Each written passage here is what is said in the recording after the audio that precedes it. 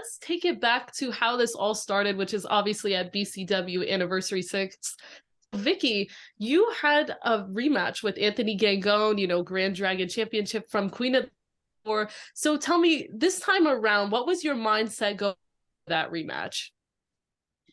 So I was just like so upset, like emotionally, that it didn't go as planned. I understand this is wrestling and things happen, and you know, we put our bodies on the line all the time. My biggest thing is to entertain the crowd, right? Right now they love me and I love them too.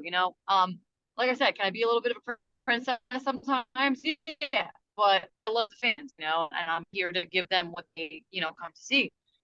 So for me, it was kind of like, damn, I think I let everybody down and, all that. But, having that outpouring of the fans and the locker room, everybody behind me for such a scary moment, it kind of fueled me to want that rematch.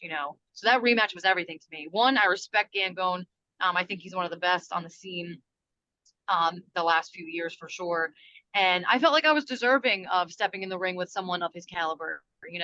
And to kind of have that taken away from me, I felt like, again, I let everyone down. I let myself down. I let him down. But, I think God had other plans for me, as I felt that way my whole life. And I feel like I showed them, just exactly who Vicious Vicky is. Vicious Vicky can hang with the chicks. Vicious Vicky can hang with the fill in the blank. You know what I'm saying? So I think that, thank you, Mark. You got that.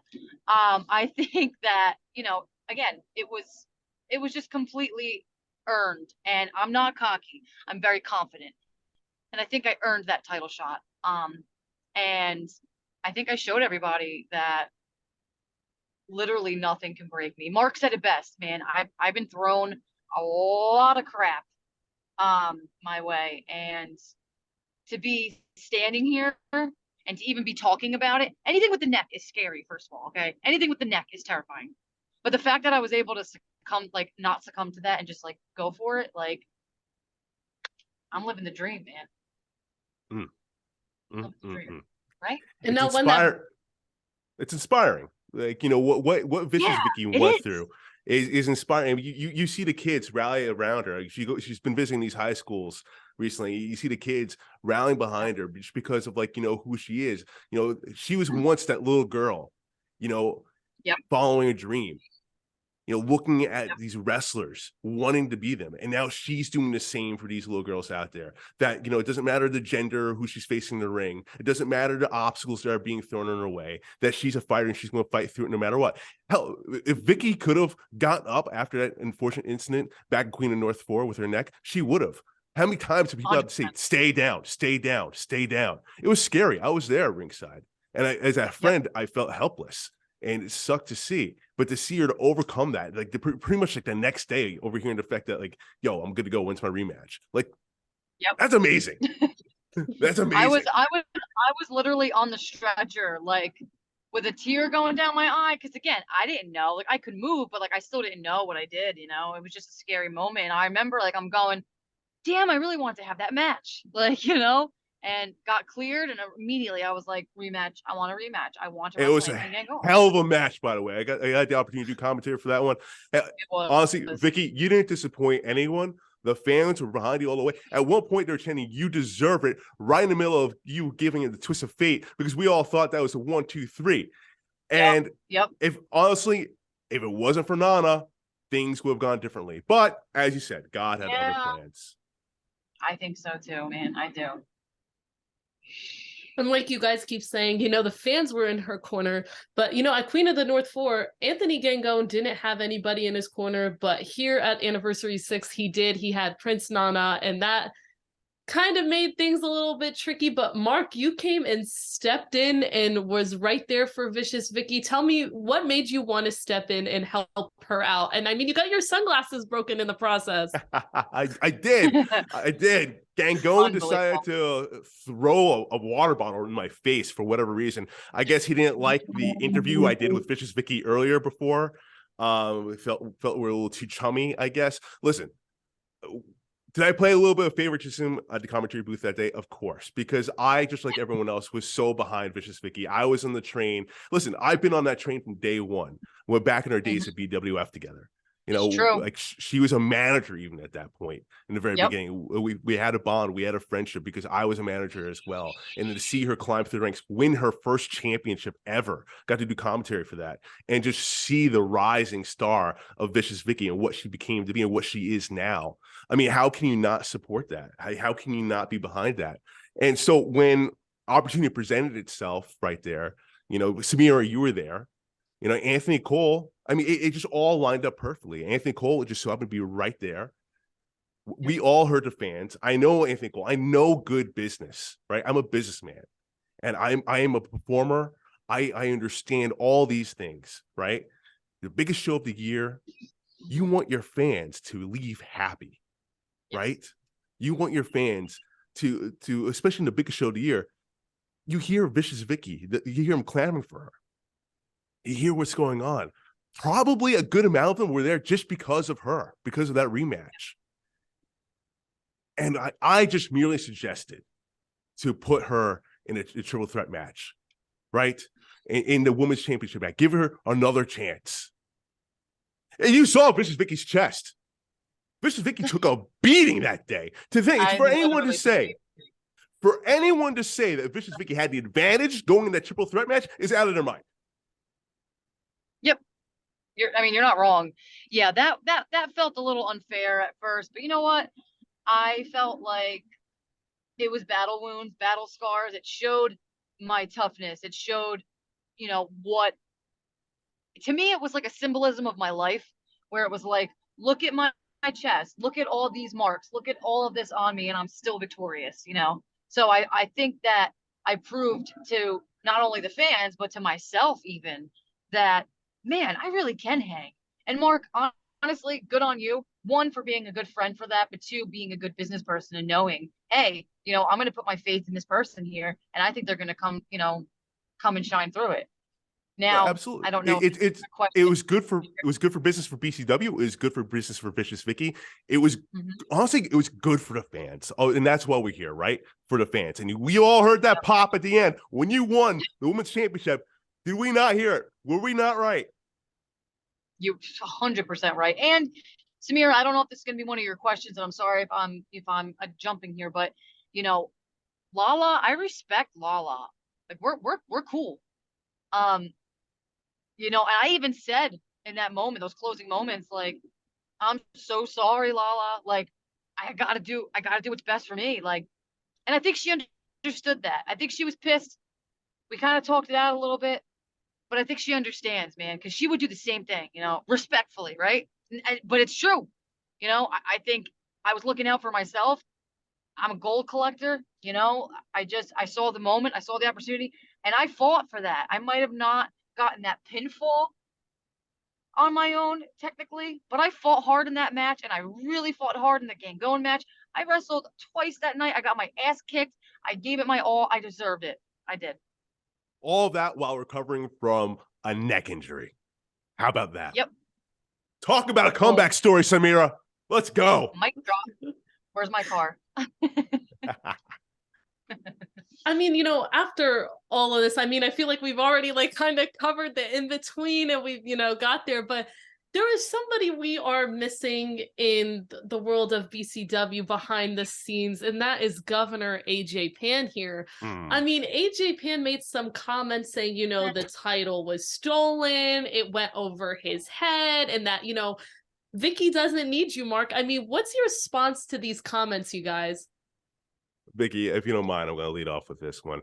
First off, hey, listen, AJ Pan, I know it's your tribute to Mama Pan, right? Coming up Summer and Smash. So, yes, as someone who's a mama's boy myself, nothing but love and respect. But these comments that you're making, listen, I don't want to be the one to say this, but I'm going to say this. I have a contract. I'm one of the very few people probably that I know of that has a contract with BCW, right? There are two names on that contract. Marc Chouen, talent, Anthony Cole, owner of BCW. Last time I checked, AJ Pan's name is not on that contract. So yes, I've given the courtesy of AJ Pan to respect the fact that he's the governor, and I've run stuff by him before in the past, only be shot down time and time and time and time again. Because, hey, listen, there's a history there. I get it. Yeah. I would have probably done the same in his position. I've called him out relentlessly about the fact that he's the governor, but yet he still is in charge of talent and et cetera, et cetera. So, there's a conflict of interest there. I personally would not do that. That's just me. AJ's obviously doing his thing. So obviously he's pissed off that I went above his head. But hey, listen, I went to the boss, and the boss was so happy there. And I didn't tell Anthony Cole what to do. I would never do that because it's not my company. It's not my place. I suggested. And guess what? The man listened because he's a businessman. And he understood what good business is.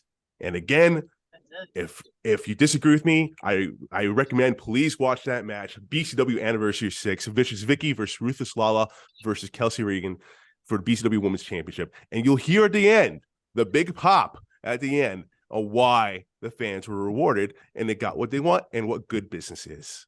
So if AJ is offended by that, I'm sorry, but I suggested what I felt would be good business. I agree with Mark. I also think, again, shout out to Mama Pan, my condolences and love to AJ for that. I understand all that as well. But I just think AJ is a little pissed off that he didn't get his hands on me first. I truly think that's all it is, honestly. And again, I'm not cocky. I'm just confident. And I feel like he's more mad at you that he didn't think of, Vicious Vicki. I know he manages the likes of, Blonde Force Drama and now Journey Burke, and he's doing his thing. But, I think that he would have benefited from having me, but not saying that I wanted to work with him or didn't. But again, I think it's a jealousy thing, 1,000%. You are a part of the women's champion. He's not. Simple. Part of history here. And you know what? Honestly, like Vicious Vicki, did I think of initially to come to you about this a while ago? Yeah, but I was thinking like, she doesn't need me. She's on her own path. She's doing amazing things. She is a star. But then see what happened. We see you win the Empress of Anarchy, right? How long ago? Right. Yep. For you to get an opportunity, you were absent for a couple of shows because, hey, Anthony Cole, this is good business on his part. He has an open door for opportunity. Hence why we're all here. Yep. Hence why many other wrestlers are vying to come to BCW because he's got that open door policy. But at the same time, there's only certain amount of spots in the card. And Vicious Vicki, her losing that match against Anthony Gangone, I don't necessarily know what would have happened next. The next time we would see Vicious Vicki in BCW, but at least now we can definitely say she has a cemented spot as the BCW Women's Champion. That's it. Perfectly said. And as you guys said, you guys were at the perfect place at the perfect time, like right after that match. You were there, Anthony Cole was there, you guys made the magic happen, and Anthony Cole said, you know what, why not? We're going to put her in the match and look at the outcome. Went through 2 other women, 2 matches, and after what happened at Queen of the North 4 up until now, Vicki, I got to know, once, the 1, 2, 3 happened and you were the new BCW Women's Champion, how did that feel from going what happened at Queen of the North 4 to what happened earlier in the night to up until that point?